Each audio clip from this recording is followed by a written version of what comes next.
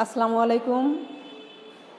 Daulatpur degree college online ক্লাসের পক্ষ থেকে সবাইকে শুভেচ্ছা ও স্বাগত। আমি মোসাম্মদ মমতাজ পারভিন, প্রভাষক রাষ্ট্রবিজ্ঞান বিভাগ, দৌলতপুর ডিগ্রি কলেজ, বেলকুচি, সিরাজগঞ্জ।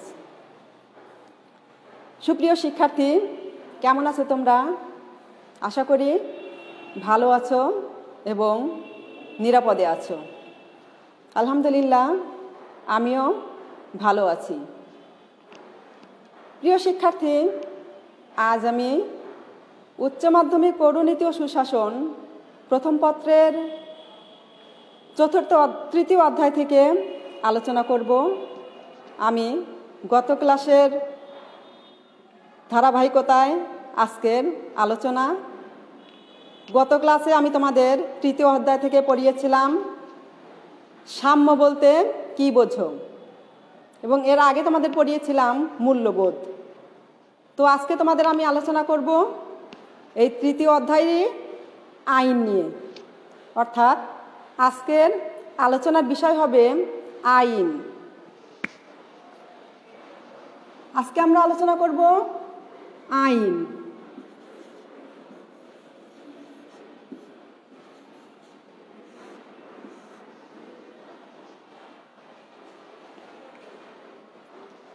দেখো, আজকের এই আলোচনা থেকে তোমরা আইন কি তা বলতে পারবে, আইনের বৈশিষ্ট্যগুলো ব্যাখ্যা করতে পারবে এবং আইনের উৎস কি তা বর্ণনা করতে পারবে। প্রিয় শিক্ষার্থী, আমরা তাহলে জেনে নেই আইন কি, কিংবা আইন বলতে আমরা কি বুঝি। সাধারণ অর্থে আইন হলো কতগুলো নিয়মকানুন বা বিধিবিধান, যেগুলো আমরা মেনে চলি।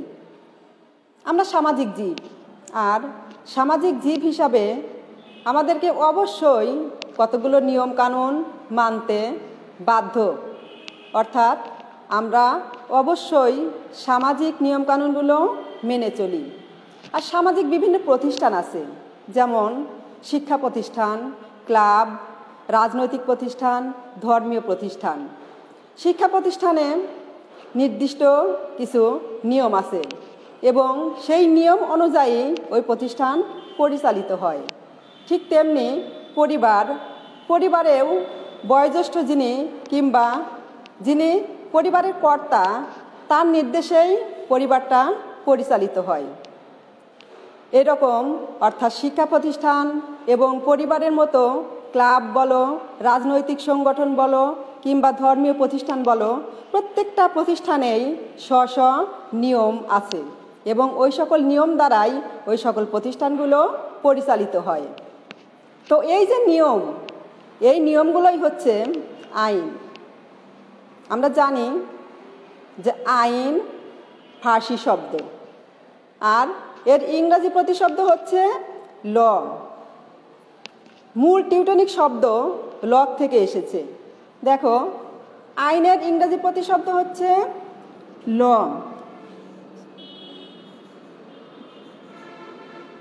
টিউটনিক শব্দ লগ, এটা মূলত ফার্সি শব্দ।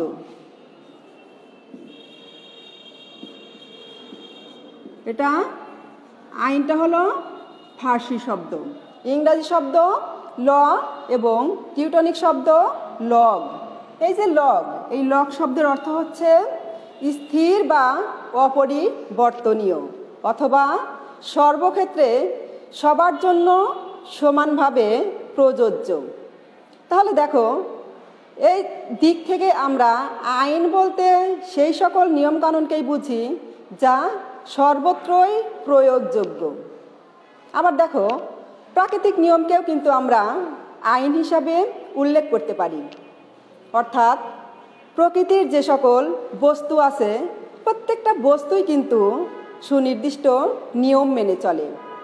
আমরা যদি আকাশের দিকে তাকাই তাহলে কিন্তু দেখতে পাবো যে চন্দ্র, সূর্য সব কিছুই একটা সুনির্দিষ্ট নিয়ম মেনে চলছে। শুধু তাই নয়, জোয়ার ভাটাও সুনির্দিষ্ট নিয়ম মেনে কিন্তু আসে যায়। তো নিয়ম ছাড়া আসলে প্রাত্যহিক জীবনে কেউই চলতে পারে না। এই নিয়মগুলোই হচ্ছে আইন, অর্থাৎ প্রাকৃতিক নিয়মও আইনের মধ্যেই পড়ে। তবে পৌরনীতিতে আইন একটা বিশেষ অর্থে ব্যবহৃত হয়। এখানে আইন এমন এক আদেশ যা কতগুলো বিধিবিধান বা নিয়মাবলী এবং যেগুলোর দ্বারা মানুষের বাহ্যিক আচরণ সংশোধিত হয় এবং যেগুলো সার্বভৌম শক্তি কর্তৃক প্রযুক্ত। অর্থাৎ কতগুলো নিয়মকানুন যখন রাষ্ট্রের সার্বভৌম শক্তি কর্তৃক অনুমোদিত বা স্বীকৃতি পাবে, তখনই সেই নিয়মকানুনগুলোকে আমরা আইন হিসাবে উল্লেখ করতে পারব। অর্থাৎ সার্বভৌম কর্তৃপক্ষের আদেশই হচ্ছে এখানে মুখ্য বিষয়। প্রিয় শিক্ষার্থী, আমরা আইনের কতগুলো প্রামাণ্য সংজ্ঞা জেনে নিব। গ্রিক দার্শনিক অ্যারিস্টটল উনি বলেছেন, পক্ষপাতহীন যুক্তি হলো আইন। পক্ষপাতহীন যুক্তি হলো আইন। অস্টিনের মতে, অর্থাৎ ইংরেজ আইন বিশারদ অস্টিন, ওনার মতে যে সার্বভৌম শাসকের আদেশই হচ্ছে আইন। অধ্যাপক হল্যান্ড বলেন, আইন হলো সেই সকল নিয়মকানুনের সমষ্টি যা মানুষের বাহ্যিক আচরণ নিয়ন্ত্রণে সার্বভৌম শক্তি কর্তৃক প্রযুক্ত।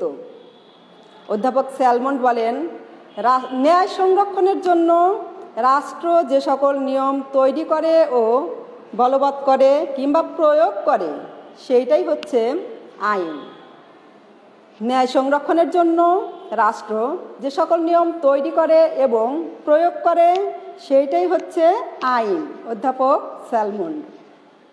দেখো, অধ্যাপক গেটেলের মতে যে রাষ্ট্র যে সকল নিয়ম তৈরি করে, অনুমোদন করে এবং বলবৎ করে সেইটাই হচ্ছে আইন।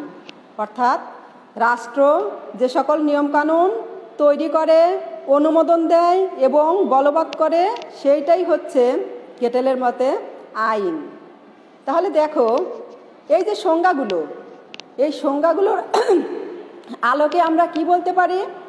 যে আইন হলো সেই সকল নিয়মকানুনের সমষ্টি যা রাষ্ট্র কর্তৃক স্বীকৃত, অনুমোদিত এবং সমর্থিত, যেগুলো মানুষের বাহ্যিক আচরণকে নিয়ন্ত্রণ করে এবং যেগুলো ভঙ্গ করলে শাস্তি পেতে হয়।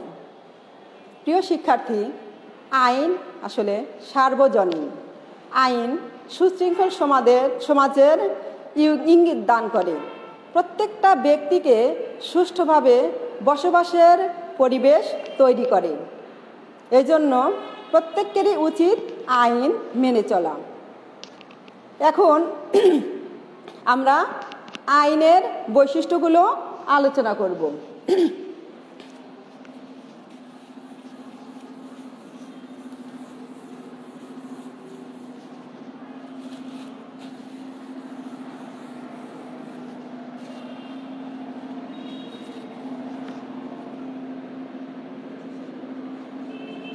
আইনের বৈশিষ্ট্য।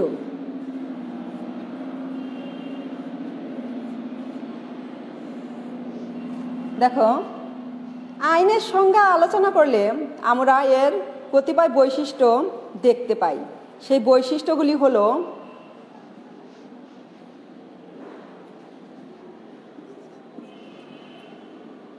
বিধিবদ্ধ নিয়মাবলী,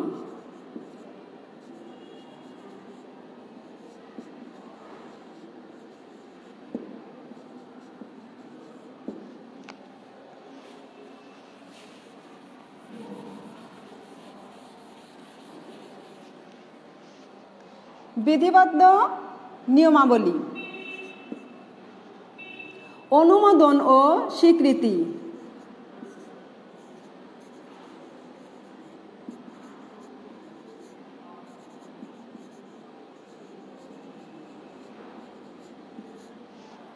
অনুমোদন ও স্বীকৃতি বাহ্যিক আচরণের সাথে যুক্ত।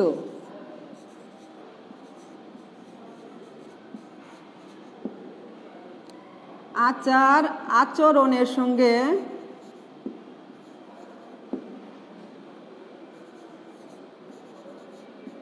যুক্ত।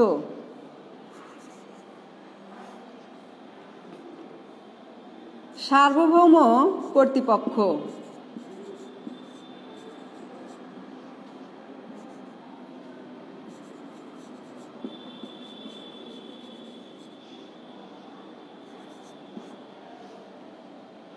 সুস্পষ্টতা।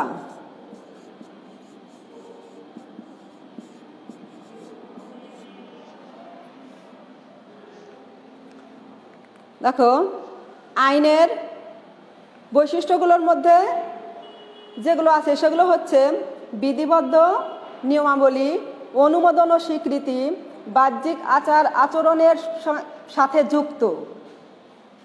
বাহ্যিক আচার আচরণের সাথে যুক্ত। সার্বভৌম কর্তৃপক্ষ, সুস্পষ্টতা।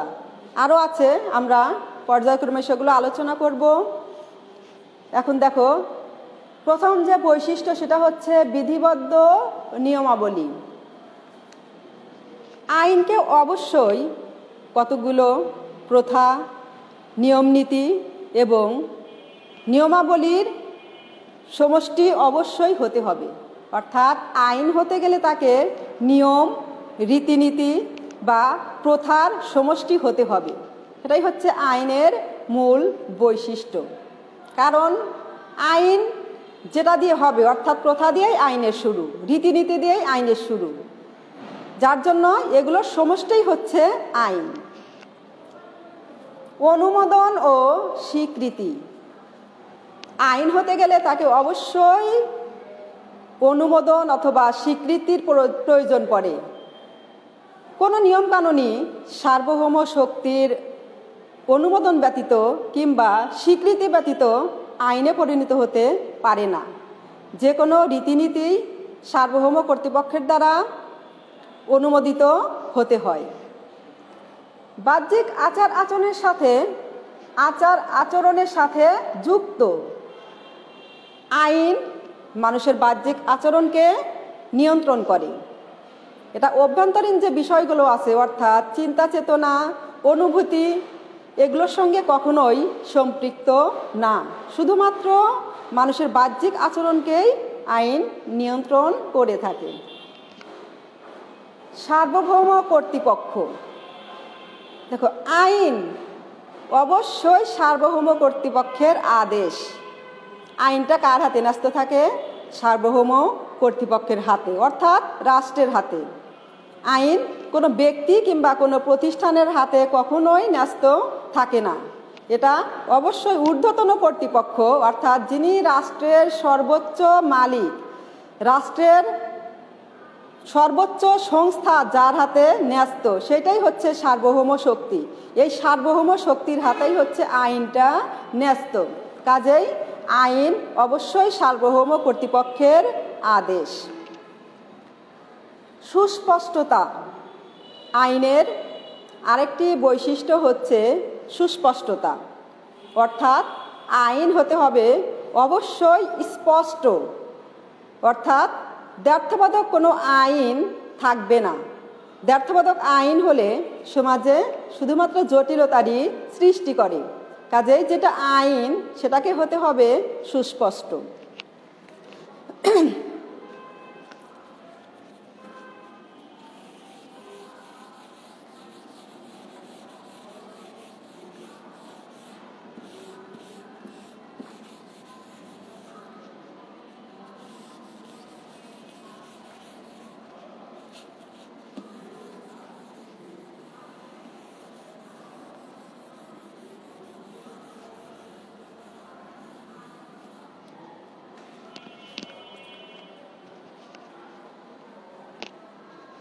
দেখো, 6 নম্বরে বলা হয়েছে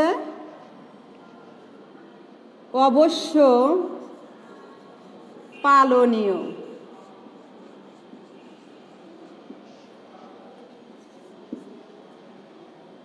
মানবরচিত।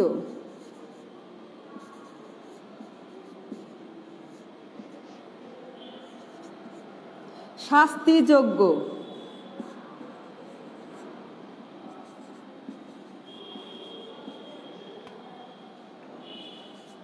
সার্বজনীন বা সর্বজনীন।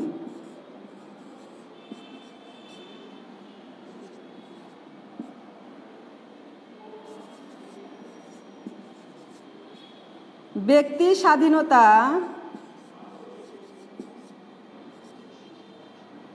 ও অধিকার সংরক্ষণ।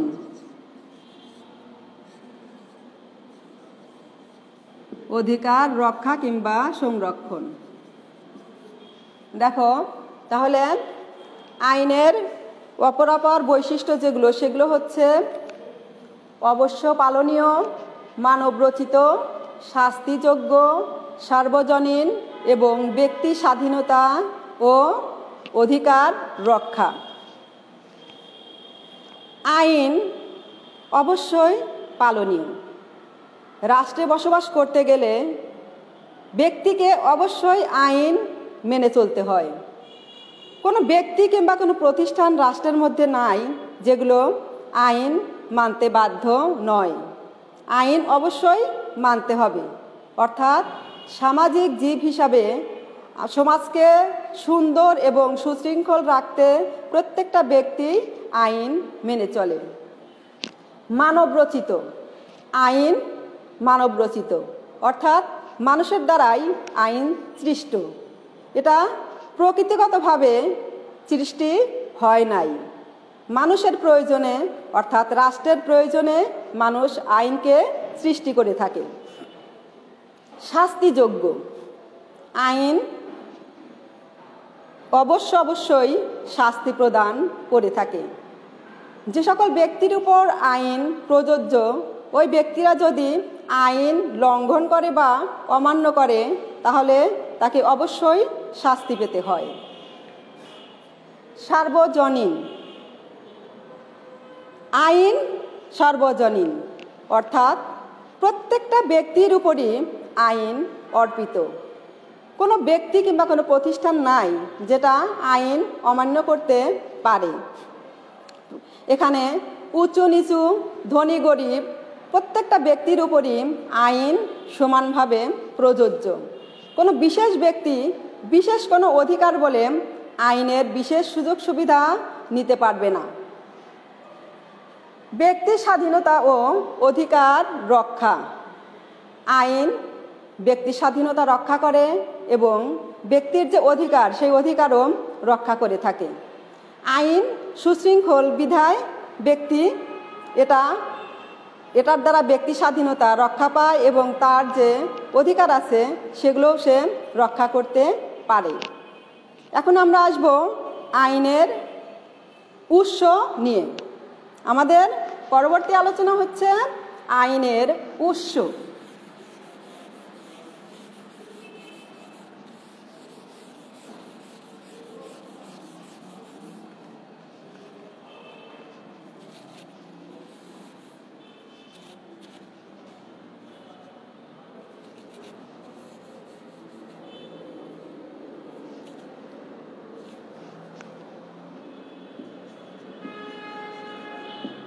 আইনের উৎস।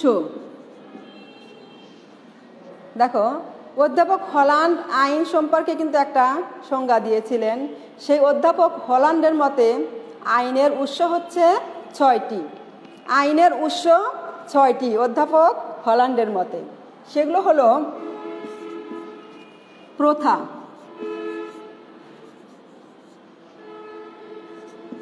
ধর্ম, বিচারকের রায়,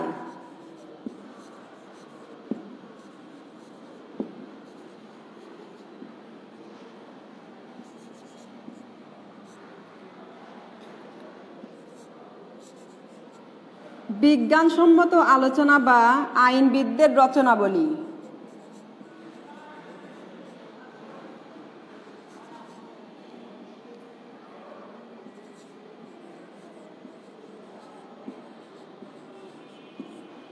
আইনবিদদের রচনাবলী।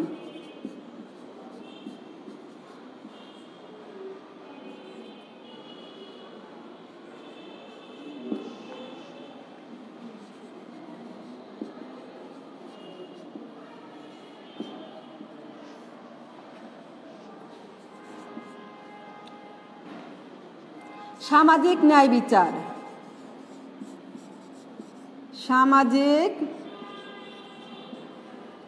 ন্যায় বিচার। 6 নম্বরে আইনসভা।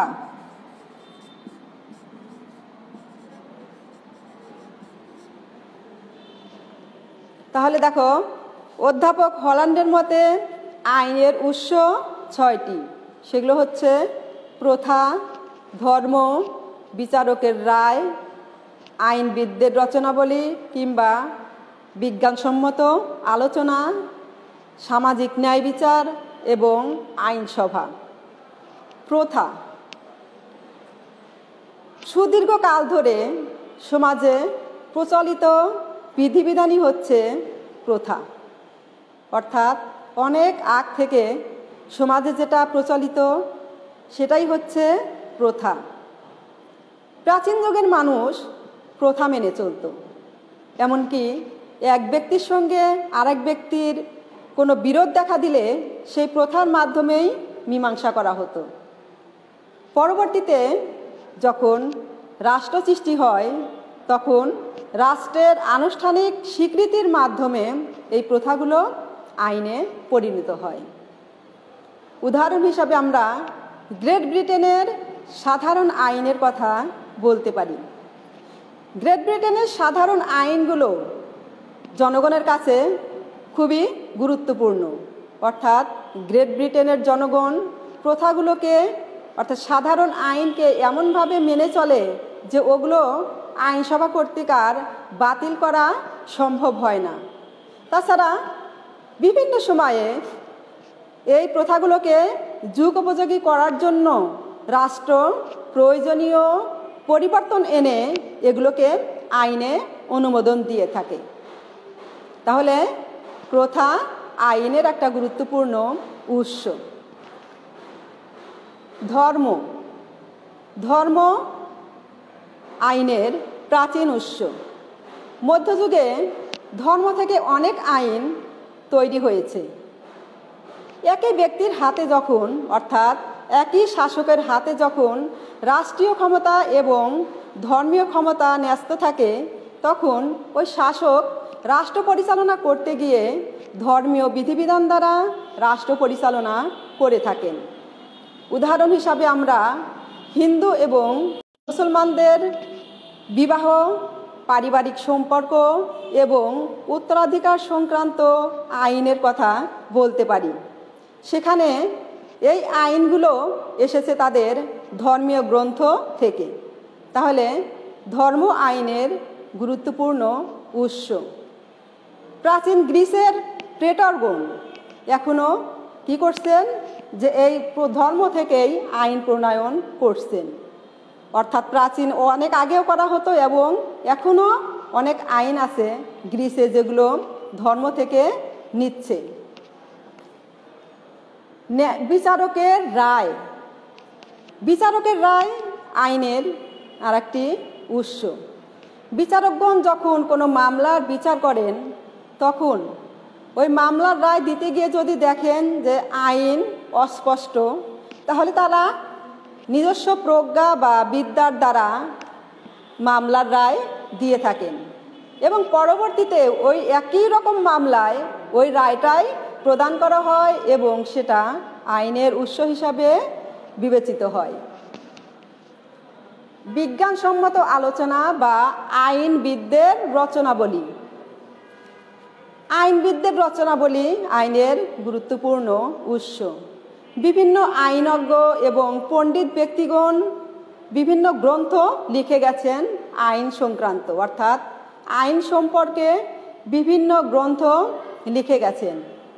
যেমন ব্ল্যাকস্টোনের commentaries on the laws of England এবং ডাইসির ল অব দ্য কনস্টিটিউশনস, এ সবই মূলত আইন সংক্রান্ত বই।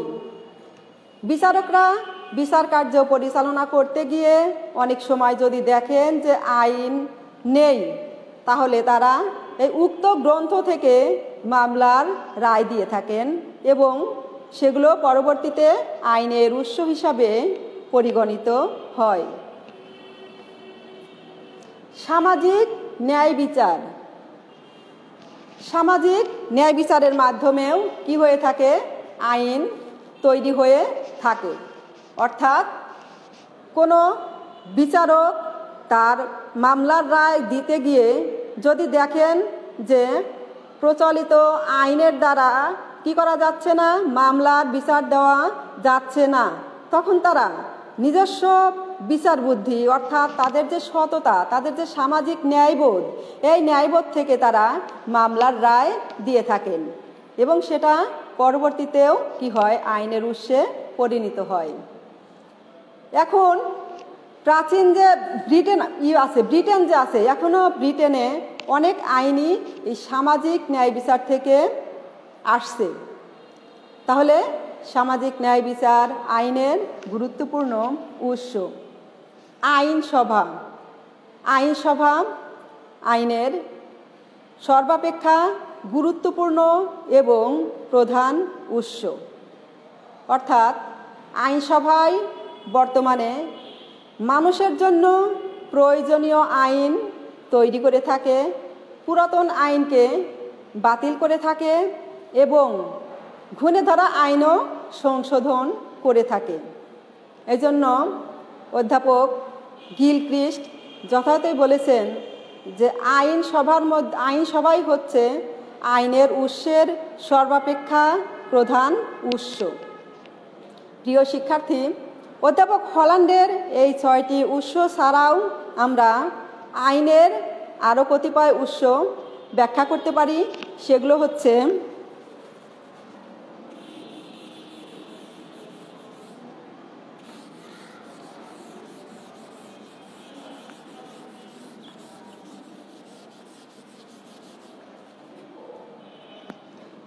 সেগুলো হচ্ছে জনমত,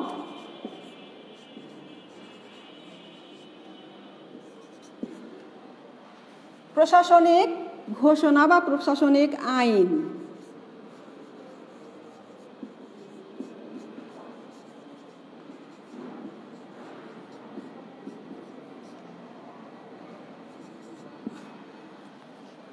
বৈদেশিক চুক্তি,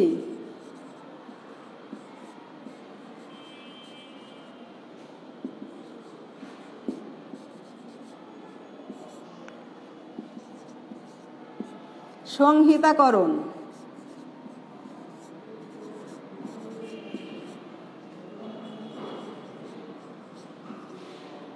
তাহলে অধ্যাপক হল্যান্ডের আইনের 6টি উৎস ছাড়াও আমরা আইনের আরও কয়েকটা উৎসের কথা বলতে পারি। সেগুলো হচ্ছে জনমত, প্রশাসনিক আইন, বৈদেশিক চুক্তি এবং সংহিতাকরণ কিংবা সংহিতাবদ্ধকরণ। জনমত, আইনসভার সদস্যরা জনগণ কর্তৃক কিন্তু নির্বাচিত হয়ে থাকে। কাজেই এই আইনসভা যখন আইন প্রণয়ন করেন তখন এই জনগণের মতের দিকে অর্থাৎ জনগণের দিকে গুরুত্ব রেখেই তারা আইন তৈরি করে থাকেন। যার জন্য বলা হয়েছে যে জনমত আইনের গুরুত্বপূর্ণ উৎস। প্রশাসনিক আইন, বর্তমানে আইনসভার কাজ কি হচ্ছে, ক্রমান্বয়ে বেড়েই চলেছে। আর এই বেড়ে যাওয়ার কারণে আইনসভার পক্ষে একাকী আইন প্রণয়ন করা কিংবা আইন সংক্রান্ত কাজ পরিচালনা করা সম্ভব হয়ে উঠছে না। আর এই যে কাজের চাপ বা কাজের ভার, এই কাজের ভার লাঘব করার জন্য আইনসভা কিছু কিছু দায়িত্ব শাসন বিভাগের হাতে অর্পণ করেছে। এই শাসন বিভাগ কর্তৃক এই প্রণীত আইন বা প্রয়োগকৃত আইনই হচ্ছে প্রশাসনিক আইন বা ডিক্রি আইন। আমরা এটাকে ডিক্রি আইন হিসাবেও অভিহিত করতে পারি এই প্রশাসনিক আইনকে। বৈদেশিক চুক্তি, যে কোনো রাষ্ট্রেই বৈদেশিক চুক্তি হওয়ার আগেই অর্থাৎ বৈদেশিক চুক্তি হওয়ার আগেও হতে পারে, পরেও হতে পারে। অর্থাৎ বৈদেশিক চুক্তি স্বাক্ষরিত হওয়ার পর সেটাকে অবশ্যই আইনসভার অনুমোদন নিতে হয়। কাজেই দেখো যে বৈদেশিক চুক্তিও আইনের কিন্তু উৎস। মার্কিন যুক্তরাষ্ট্রের যে শাসন বিভাগ, সেই শাসন বিভাগ যখন বৈদেশিক চুক্তি স্বাক্ষরিত করেন তার আগেই আইনসভার কাছ থেকে অনুমোদনের প্রয়োজন হয়। অর্থাৎ অন্যান্য দেশে পরে প্রয়োজন হয়, কিন্তু মার্কিন যুক্তরাষ্ট্রে পরে, অর্থাৎ বৈদেশিক চুক্তি স্বাক্ষরিত হওয়ার আগেই আইনসভার অনুমোদনের প্রয়োজন হয়। সংহিতাকরণ কিংবা সংহিতাবদ্ধকরণ। আইন প্রণয়নের সময় কিছু কিছু আইন যোগ করতে হয়, আবার বাদ দিতে হয়। অর্থাৎ আইনকে সুব্যবস্থিতভাবে বিন্যস্ত করার প্রয়োজন দেখা দেয়। এই সময় কিছু কিছু আইন নতুন করে সংযোজন করতে হয়, আবার কিছু কিছু আইন ছাঁটাই করতে হয়। এই যে বাদ দেওয়া অর্থাৎ সংযোজন বিয়োজন, এইটাই হচ্ছে সংহিতাকরণ। এটাও আইনের গুরুত্বপূর্ণ উৎস। এছাড়াও আমরা সংবিধানের কথাও আলোচনা করতে পারি, যেটাও আইনের উৎস। সংবিধান কিন্তু রাষ্ট্র পরিচালনার একমাত্র দলিল। অর্থাৎ রাষ্ট্রটা পরিচালনার যাবতীয় নীতিমালা, যাবতীয় নির্দেশনাই এই সংবিধানের মধ্যে লিপিবদ্ধ থাকে। আর এর জন্য আমরা সংবিধানকেও এই আইনের উৎস হিসাবে গণ্য করতে পারি। প্রিয় শিক্ষার্থী, আইনের এই যে উৎসগুলো 10টা উৎস, এই উৎসগুলোর মধ্যে সর্বাপেক্ষা যেটা গুরুত্বপূর্ণ উৎস সেটা হচ্ছে আইনসভা। অর্থাৎ আইনসভাই হচ্ছে সর্বাপেক্ষা গুরুত্বপূর্ণ এবং একমাত্র বলতে গেলে উৎস। যে এটাই এখন আমাদের বর্তমানে সমস্ত আইন প্রণয়ন করছে, সংশোধন করছে এবং প্রয়োজনে বাতিলও করছে। প্রিয় শিক্ষার্থী, আমরা আলোচনার শেষ পর্যায়ে এসে গেছি। তোমরা মনোযোগ দিয়ে ক্লাসটা অবশ্যই দেখেছ এবং বাসায় গিয়ে এটা চর্চা করবে। তাহলে এখান থেকে যত প্রশ্ন হয়, যেরকম প্রশ্নই হোক না কেন, তোমরা আলোচনা করতে পারবে। তো আজকে এ পর্যন্তই।